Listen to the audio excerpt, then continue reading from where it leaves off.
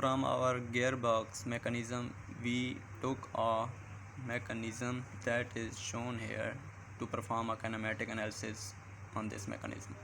Here, these two gears are driving each other. That means this one is the driving gear and this is driven gear. Here are 5 links. It's link 1, 2, 3, 4 and 5. Their distances are shown where it's R2, R3, R4, R5 and R6. It's a P point that is acting outward from point C. Now if we use this gear as a driving gear, that means theta 1 2 is input and theta 1 4 will be output, as this gear is driving this one. Now from this assumption we get this equation, that means theta 1 4 will be equal to minus RA over RB into theta 1 2, where RA is the radius of driving gear and RB is the radius of driven gear. Now if we derivate this equation, then we get this relation. Now further derivating it we get this equation.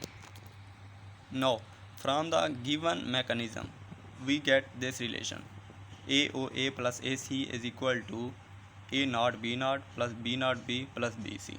That means A naught A plus AC is equal to A naught B naught plus B naught B plus BC. It is shown over here in this equation. Now further simplifying this equation, we get this R2 as the distance from AOA is equal to R2, AC is R3, A naught B naught is RA plus RB, so it's written here respectively. Now taking EI theta dot from this equation as common, we get this relation.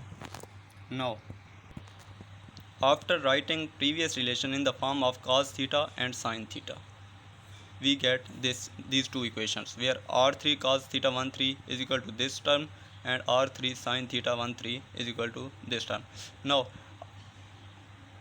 after squaring these equations and adding them, we get this equation. In this equation we put RA plus RB is equal to R1, as RA RB both gears are at the link link 1, so its radius will be R1.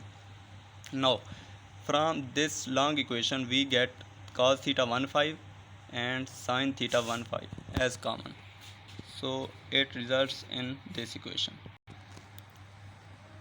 Cos theta 1 5 is the coefficient of this variable term and sin theta 1 5 is the coefficient of this term.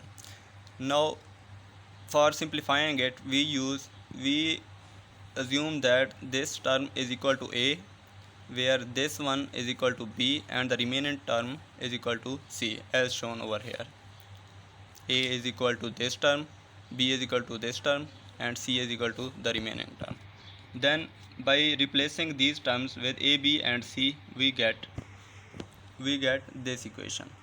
Now as we already know, R3 cos theta 1 3 is equal to this equation and R3 sin theta 1 3 is equal to this term. Now theta 1 5 is equal to A tan 2 into B comma A, where B and A are already known, as we studied before that A is equal to this term and B is equal to this term. Now putting values of B and A in this equation, we get this result.